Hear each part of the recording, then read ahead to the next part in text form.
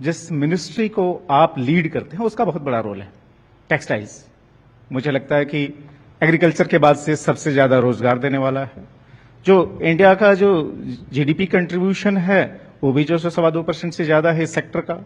दूसरा ये है कि जो व्याप है, खासतौर पर रूरल इकोनॉमी के हिसाब से देखें तो भी इसका बहुत महत्वपूर्ण रोल है। लेकिन मोदी जी ने जो सपना देखा है कि अगर इंडिया को 2047 तक विकसित भारत बनना है, $30 ट्रिलियन की इकोनॉमी बनना है, तो उसमें आपके सेक्टर का भी कंट्रीब्यूशन काफी इंपॉर्टेंट रोल प्ले करेगा। क्या आपका सेक्टर तैयार है? मैं आपको धन्यवाद देता हूं कि पहली बार मुझे मौका मिला है कि पॉलिटिकल ही आप लोग पूछते रहे। नहीं, आपकी इच्छा भी थी। आप इस बार मुझे जो पूछा है, इतना क्वेश्चन पूछा है कि मैं आपको टोटल विभाग को ही आपने समेट लिया। बट पूरा विभाग मत बताइएगा, जो सो शार्प। नहीं, आपने तो 3 क्वेश्चन डाल दिया कि 30 ट्रिलियन तक 2047 तक। हाँ, 47 तक उसमें क्या होगा। आपने रोजगार को लिया, आपने हब को लिया, तो ये निश्चित रूप से भारत के लिए ये सब कुछ जरूरी है। एग्रीकल्चर के बाद इसमें एग्रीकल्चर भी समाहित है। हम लगभग 60 लाख से ऊपर किसान कॉटन उगाते हैं और अभी 4.5 करोड़, जो आपको मालूम है कि लेबर इसमें इन्वॉल्व हैं, एम्प्लॉयमेंट इन्वॉल्व है, हर स्तर के, नीचे से लेकर के ऊपर तक, देश विदेश तक। और मोदी जी का जो दिशा निर्देश है, उस दिशा निर्देश के अनुरूप भारत एक शक्तिशाली भारत, समृद्ध भारत, विकसित भारत, उसमें टेक्सटाइल का योगदान होगा। और वो केवल बातों से नहीं होगा। हमने लिया है कि आने वाले 10 साल में हम 2030 तक पहला चरण लिया है। अभी अगर आप लें तो भारत की टेक्सटाइल 147-76 बिलियन डॉलर का है, जिसमें लगभग $50 बिलियन डोमेस्टिक हम 10 साल में गए। और जहां तक एक्सपोर्ट का सवाल है, एक्सपोर्ट में हम ठीक है 40 के इर्द गिर्द हैं। और मैं पूरा आपको कह सकता हूं कि हमने लिया है $100 बिलियन तक जाने का लक्ष्य। ये कब तक जाएंगे आप? 2030 तक का। अगले 5 साल। हाँ, और इसलिए आप कहेंगे कि ये आंकड़े 176 से 350 बिलियन और उसमें 37-40 से 100 एक्सपोर्ट, ये सहज है। मोदी जी का जो मार्गदर्शन है, हमें कोई दिक्कत नहीं लग रहा है और काम भी हो रहा है। मेरे मन में एक प्रश्न है गिरिराज जी, आप कह रहे हैं कि बहुत आसानी से हम लोग इस गोल को अचीव कर लेंगे। बगल में बांग्लादेश है, उस बगल में बांग्लादेश है, हमारा पड़ोसी देश है, हालांकि संबंध आजकल ठीक नहीं है। उसके यहाँ कॉटन होता भी नहीं है, वो कॉटन बाहर से लेके आता है, फिर रेडीमेड गारमेंट्स बनाता है। और रेडीमेड गारमेंट्स की जो ग्लोबल इंडस्ट्री है, उसमें उसका जो कंट्रीब्यूशन है या जो उसके यहाँ से जो एक्सपोर्ट है, वो भारत की तुलना में काफी अधिक है। हम लोग बांग्लादेश को क्यों नहीं अभी तक पछाड़ पाए, अगर इतना सब कुछ कर ही रहे हैं तो? मैं 2 बात यहां रखूंगा। एक तो भारत ही पूरे दुनिया में, चाहे इंडोनेशिया लीजिए, वियतनाम लीजिए, जो देश, कंबोडिया लीजिए और बांग्लादेश लीजिए, तथाकथित टर्की लीजिए, ये सब जो टेक्सटाइल्स है। तथाकथित क्यों कह रहे हैं? टर्की देश है, मतलब जो है ऑपरेशन सिंदूर के बाद से आपने तथाकथित कर दिया क्या? तथाकथित ही मैं उसे मानता। तो ये टर्की लीजिए, जो भी लीजिए, भारत में एंड टू एंड सॉल्यूशन है। हमारे पास फाइबर से लेकर के और गारमेंट्स तक हमारे सब है। और बांग्लादेश की चर्चा बिल्कुल सही है कि आज एक पूरे दुनिया के लोग वहां गए, उनके पास फाइबर यहां से जाता, यार्न यहां से जाता। हम दुनिया में स्पिनिंग में ग्लोबल लीडर हैं, मैं उसको नकारता नहीं।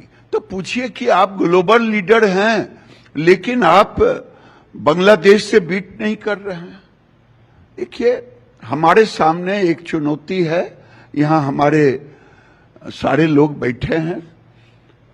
आप बताइए कि पहले घर को देखें या बाहर को देखें।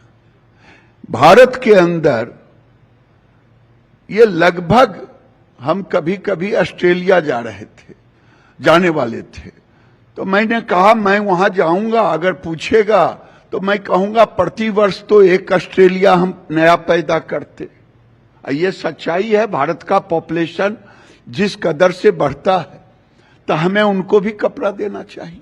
मुझे अपोजिशन ने पूछा, तो आप खुश हैं ना कि भारत की पॉपुलेशन इतनी तेजी से बढ़ रही है? आपके सेक्टर को तो उससे फायदा है, जितनी आबादी बढ़ेगी उतने कपड़े मेरी पहनाने का काम होगा। रिस्पॉन्सिबिलिटी है। विपक्ष ने मुझे पूछा गिरिराज जी कर क्या रहे हैं, हम कि मेरा लक्ष्य है कि आप जैसे लोग भी कभी कोई निवस्त्र ना रहे, तो मैं पूरे देश को वस्त्र दे रहा हूं। तो मैं वस्त्र दे रहा हूं मेरी। और दूसरा क्या है, इंडस्ट्री की प्रायोरिटी होती है कि डोमेस्टिक डिमांड को पूरा करने में कभी कंटेनर लौटता नहीं है। और अब के जमाने में हमको बांग्लादेश, वियतनाम मेरे लिए चैलेंज नहीं है, शब्दों में नहीं, मैं आपको बताऊंगा। क्योंकि मोदी जी ने 14 के बाद 10.5 करोड़ टेक्सटाइल सेक्टर में सबसे ज्यादा योगदान है तो महिलाओं का, तो 10.5 करोड़ केवल एनआरएलएम में सेल्फ हेल्प ग्रुप में महिलाओं को जोड़ा है। और अब इंडस्ट्री जो तिरुपुर था, भारत के अंदर कई क्लस्टर, हाँ। तिरुपुर के लोग या इंडस्ट्री जा रहा है उड़ीसा में लगाने, क्योंकि वहां की बेटियां, वहां के लोग जाते थे।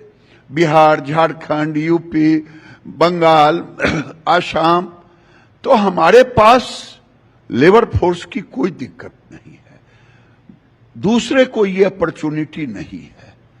तो हमारे पास अपॉर्चुनिटी है, हमारे पास रॉ मटेरियल है। तो एक चीज बताइए, अगर अपॉर्चुनिटी इतनी है तो हम, आपने कहा कि चूंकि डोमेस्टिक मार्केट को हम कैटर करते थे इसलिए हम एक्सपोर्ट पे ध्यान नहीं दे पाए, लेकिन ऑब्वियसली अगर भारत को जो है अपनी ग्लोबल स्टैंडिंग बनानी है, और पीएम मोदी जी का लक्ष्य भी है कि इंडिया जो है वो ग्लोबल मैन्युफैक्चरिंग हब बने, जाहिर सी बात है एक्सपोर्ट आपकी प्रायोरिटी होगा। यूएस बहुत बड़ा मार्केट है और ट्रंप इफेक्ट की बात पूरी दुनिया कर रही है। क्या आपके इस सेक्टर पर, चूंकि आपका एक बड़ा एक्सपोर्ट जो है यूएस मार्केट को लेकर होता है, आपकी परेशानी बढ़ी है?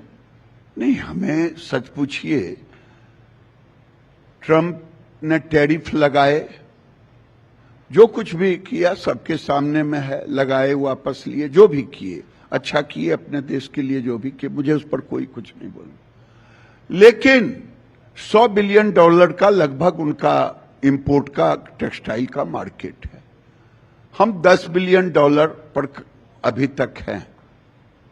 लेकिन मुझे पूरा भरोसा है, आप देखेंगे इसमें जो मेरा प्रोडक्ट है वो ज्यादातर है man made fibre, home made है। ये है हर अमेरिका के तीसरा चौथा बेडशीट, टॉवेल, ये भारत का बना हुआ। ये मैं डंके की चोट पे कह रहा हूं, ये भारत ग्लोबल लीडर है आज की तारीख। आपने ऑलरेडी बना दिया, जबकि 10% कंट्रीब्यूशन है आपका उसमें। मैं कह रहा हूं कि आने वाले दिन में हम कॉटन को भी हाईलाइट कर रहे हैं, ब्रांडिंग कर रहे हैं, कस्तूरी कॉटन। हाँ, आपने कस्तूरी कॉटन की बात की, जो आपने ब्रांडिंग की बात की, यह जो क्या आपका जो वैल्यू एडिशन है, जो हम हमेशा वैल्यू चेन की बात करते हैं, जब आपके प्रोडक्ट का अच्छा जो है भाव मिल सके इंटरनेशनल मार्केट में, ये कस्तूरी ब्रांडिंग उसमें मदद करेगी? और ये किस स्टेज पर है? क्योंकि ज्यादातर लोगों को मुझे लगता है इस हॉल में भी ये कस्तूरी ब्रांडिंग की बात पता नहीं होगी। कस्तूरी कॉटन यहां पूछिए तो गीजा कॉटन सब लोग बोलेंगे जी, क्योंकि उन्होंने ब्रांडिंग की। हम भी कस्तूरी कॉटन का ब्रांडिंग कर रहे हैं और अब धीरे धीरे ग्लोबल पर कस्तूरी का डिमांड बढ़ रहा है और हम कस्तूरी के प्रोडक्शन को भी बढ़ा रहे हैं। तो अब वही नहीं, हम न्यू एज फाइबर को भी ला रहे हैं जो दुनिया चाहता है। आप को शायद आश्चर्य होगा या बैठे हुए यहां के लोगों को, जिसे मिल्क वीट कहते, उत्तर भारत में अकान कहते, आंख कहते, मदार कहते, उसकी रुई होती है। वो रुई पश्मीना से पतला होता, वो वूलन से ज्यादा गर्म होता, सिंथेटिक से हल्का होता, कॉटन से 1.5 गुना पानी लेता। लेकिन अभी तक काम नहीं हुआ है। अभी एक निट्रा मेरा ऑर्गेनाइजेशन है जी, अभी हम उसको लगाए हैं और उसको टेस्ट किया। एक इंडस्ट्री, वो गंगा एग्रो मिल करके है, गंगा एग्रो वूल करके, लुधियाना का एक अच्छा एक्सपोर्टर है। मैंने वो फाइबर दिया तो वूलन में उन्होंने मेरिनो वूल में दिया। अमेरिका और जापान के बायर ने अब दुनिया चेंज खोजता है, सस्टेनेबल खोजता है। अभी तक जितना वूलन है वो एनिमल बेस्ड वूलन है। हमने ये बिगन वूल हमने दी है। तो आज उसके कोट बना करके लोग जर्मनी गए, मैं भी पहन के गया। बड़ी जबरदस्त ब्रांडिंग कर रहे हैं। इतनी सारी चीजें जो बता रहे हैं नॉर्मली जहन में नहीं आती। लोग आपके मुंह से जो है इस तरह की बात कम ही सुनते हैं। नहीं, लोग कम सुनते क्योंकि आप कम पूछते। तो चलिए मैं आपसे पूछ लेता हूं, ये बताइए कि पहलगाम की घटना हुई और उसके बाद से भारत ने ऑपरेशन सिंदूर लॉन्च किया और एक बहुत ही सक्सेसफुल ऑपरेशन था जिसमें कि न सिर्फ हमने टेररिस्ट कैंप्स को तबाह किया, उसके बाद से पाकिस्तान का जो मेजर मिलिट्री इंफ्रास्ट्रक्चर था उसको भी डिमोलिश किया। उस समय एक जो पॉजिटिव चीज देखने में आई, मैं सीधे सीधे भारत पाकिस्तान नहीं कर रहा हूं, वो ये कि जो इंडिया मेड जो प्रोडक्ट्स थे डिफेंस के, चाहे उसमें ड्रोन हो या एंटी ड्रोन टेक्नोलॉजी हो या मिसाइल हो, उन्होंने गजब की परफॉर्मेंस की।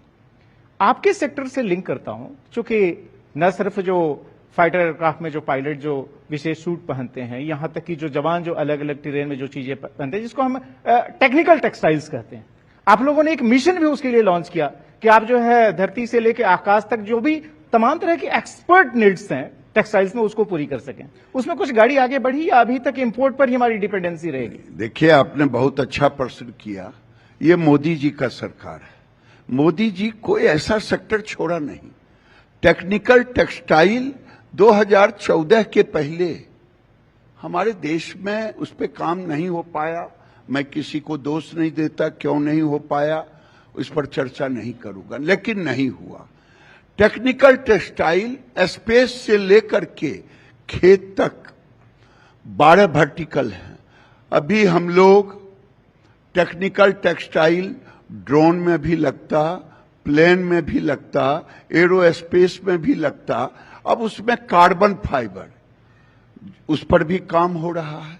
अभी फायर फाइटिंग, हमारे जो मोदी जी का एक है कि जो लड़के नया स्टार्टअप करते हैं, हमने स्टार्टअप में दिया, उसने बनाया, डीआरडीओ ने उसको टेस्ट करके बताया कि अब ये ऐसे ऐसे कपड़े आ रहे हैं।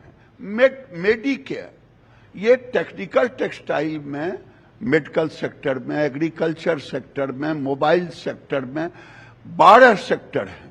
अब बड़ी तेजी से मोदी जी ने हमें लगभग 1500 करोड़ केवल आज तक बजट कौन कहे इनोवेशन के लिए दिया, 10,000 करोड़ पीएलआई के लिए दिया।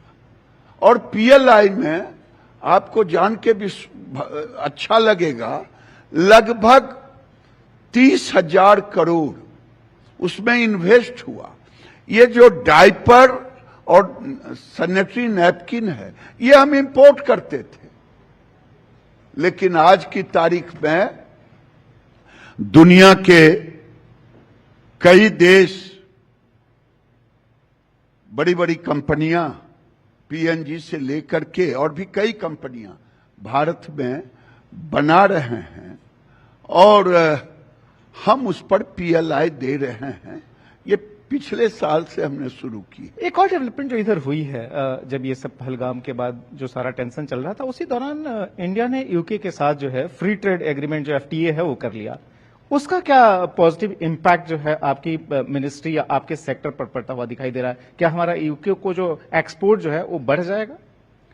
आपने अच्छा प्रश्न किया। ये जो बांग्लादेश और वियतनाम का नाम लिया, उस समय मैं बोलना चाह रहा था, ये compete करते हैं एफटीए के कारण। ये उन देशों से एफटीए के कारण आज हमें यूके के एफटीए हों या और 13-14 देशों के साथ है, छोटे बड़े देशों के साथ, जापान के साथ भी है, कोरिया के साथ भी है। अब जो ये मोदी जी ने इंडस्ट्री की मांग थी कि हमको यूके से एफटीए, मोदी जी ने अभी दिया है। अभी हम वहां 1.5 बिलियन का एक्सपोर्ट किया है।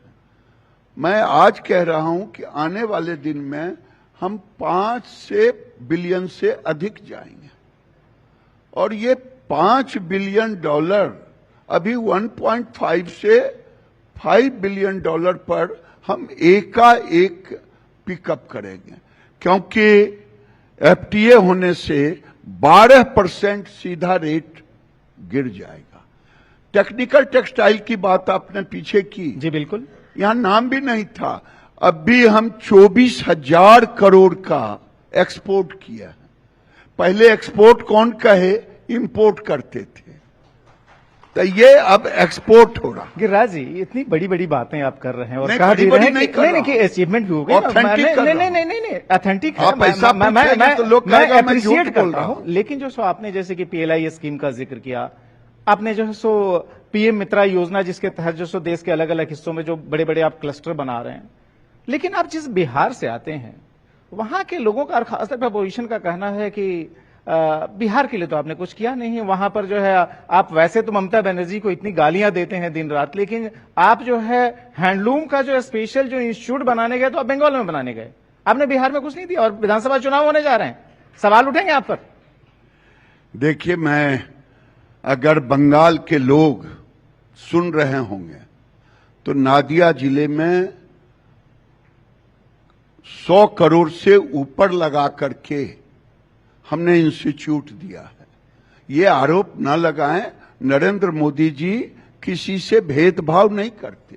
जब बिहार के साथ भेदभाव कर और जहां तक बिहार की सवाल है, मैं आपको डंके की चोट पे कह रहा हूं कि बिहार आने वाले दिन में टेक्सटाइल हब बनेगा।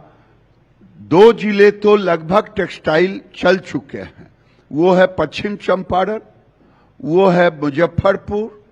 इस ढंग से अब नए जिले भी उसमें जुट रहे हैं और पीएम मित्रा हमने 7 लिया। आज तक जिस बांग्लादेश की चर्चा की, ये 7 पीएम मित्रा भारत के टेक्सटाइल में गेम चेंजर होगा, क्योंकि 1000 एकड़ से लेके 2000 एकड़ तक का है और उसमें एंड टू एंड सॉल्यूशन है। वहीं पर प्रोसेसिंग भी है, वहीं पर मैन्युफैक्चरिंग भी है, वहीं पर फैब्रिक है, वहीं पर यार्न है, वहीं पर गारमेंट्स है। सारे चीज इकोसिस्टम पहली बार। और कोई हम एक स्टेट को नहीं दिए हैं जो बीजेपी से जुड़ा हो, हमने तमिलनाडु को भी दिया है, कर्नाटक को भी दिया है, तेलंगाना को भी दिया है, मध्य प्रदेश को भी दिया है, महाराष्ट्र को भी दिया है, यूपी को भी दिया है। और आने वाले दिन में मैं कह रहा हूं, जब इस खेप के बाद ये पूरा हो जाएगा तो बिहार को भी टेक्सटाइल हब के लिए पीएम मित्रा हम देंगे। आप सबको दे रहे हैं, आप जो है सो बगल में पाकिस्तान को भी दे रहे हैं। सीधा तो एक्सपोर्ट नहीं होता, लेकिन लोग कहते हैं कि जो है थर्ड कंट्रीज के जरिए तो चला जाता है। भारत ने जो है वाटर स्ट्राइक कर दी, जो सिंधु वाटर एग्रीमेंट है उसको जो है अबेंस में डाल दिया। आप इसको रोकने के लिए, चूंकि प्रधानमंत्री ने कहा था कि जब पहलगाम की घटना हुई कि हम थर्ड कंट्री के जरिए भी जो पाकिस्तान को हमारा सस्ता माल पहुंच जाता है, हम पहुंचने नहीं देंगे। आप कुछ कर रहे हैं या पाकिस्तान को लेकर नरम है आप? देखिए, कुछ चीजें ऐसी है जो मैं यहां कह नहीं सकता, लेकिन जिन देशों में नहीं जाना है उन देशों में जहां भी जाएगा हम तकनीकी के द्वारा उनको रोकेंगे, ऐसा रोकेंगे कि वहां पहुंच नहीं पाएगा। ये बताएं, आपकी पार्टी जो है सेलिब्रेट भी कर रही है और ऑपरेशन सिंदूर एक काफी सक्सेसफुल ऑपरेशन है जिसकी दुनिया भी नोटिस ले रही है। तिरंगा यात्रा आप लोग जगह जगह निकाल रहे हैं, तो मतलब आपके लिए तो डबल बोनांजा है ना कि मतलब ऑपरेशन सिंदूर की सफलता को लेकर आप मास मोबिलाइजेशन भी कर रहे हैं और तिरंगा यात्रा जो निकल रही है आपकी मिनिस्ट्री से जुड़े हुए ही प्रोडक्ट्स जो चारों तरफ फैल रहे हैं। ये सुखद है कि कपड़े के बगैर, टेक्सटाइल के बगैर न झंडा बनेगा और न पैंट शर्ट बनेगा। ये दोनों में से कोई नहीं बनेगा। तिरंगा यात्रा भारत माता का, पूरी दुनिया में माता, हम धरती को भारत ही कहता है, और ये तिरंगा झंडा हमारा आन बान शान है। इससे राष्ट्रीयता का प्रतीक बोध होता है। बच्चे बच्चे के अंदर, अब मोदी जी के कार्यकाल में राष्ट्रीयता आपने देखा होगा। 2 दिनों से सोशल मीडिया में, 3 दिनों से कई देशों के यात्रा रद्द हो गए। किसी सरकार ने नहीं कहा। यही है तिरंगा झंडा, यही है भारत की राष्ट्रीयता। राष्ट्र के साथ जो भी खिलवाड़ करेगा हमारा दुश्मन होगा, हमारा उससे कोई नाता नहीं होगा। ये थे गिरिराज जी अपने असल मूड में जो आखिरी सवाल पर, और मुझे लगता है कि हमने जो आपसे वादा किया था कि हम इस बार आपको कहीं और नहीं लेके जाएंगे, आपकी मिनिस्ट्री पर ही फोकस करके रखें, आज तो कम से कम खुश हुए होंगे आप? बिल्कुल। अभी तक तो आप रास्ते पर हैं, लेकिन कब गुगली फेंक देंगे मैं क्या जाना। धन्यवाद गिरिराज जी, बहुत इतने खुलेपन से बात करने के लिए, और भारत कैसे ग्लोबल मैन्युफैक्चरिंग हब बनने जा रहा है, खासतौर पर टेक्सटाइल्स के मामले में भी इस पर अपना विजन शेयर करने के लिए धन्यवाद एक बार फिर से। बहुत बहुत धन्यवाद इस समिट के लिए, इसमें पार्टिसिपेशन के लिए धन्यवाद।